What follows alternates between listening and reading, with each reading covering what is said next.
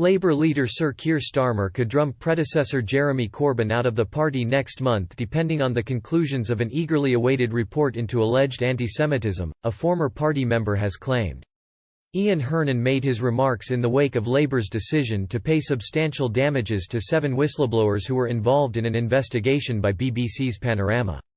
All were former party employees who worked with journalist John Ware, who was also awarded damages.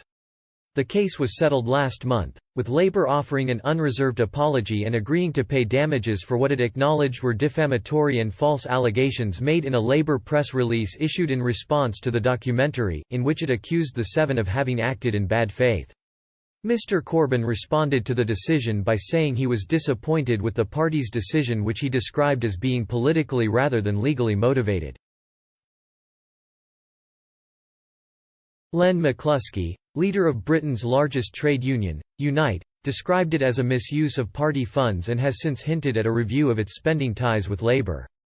Journalist Mr Hernan, whose book, Anti-Semitism and the Left, was published last year, told Express.co.uk, Corbyn's reaction to Starmer's apology and compensation to the whistleblowers, when he said it was a political rather than a legal decision, I think was so appalling that Starmer should have started procedures to expel Corbyn from the Labour Party.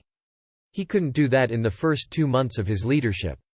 But of course we are waiting for the EHRC report, which I think is due out in September. If that shows that Corbyn was at the top of a racist and anti-Jewish regime, then at that point I think Starmer would be justified in triggering a dismissal procedure. Mr Hernan added, Starmer is trying to heal some of the wounds, and of course any moves against the sainted Corbyn would be very divisive.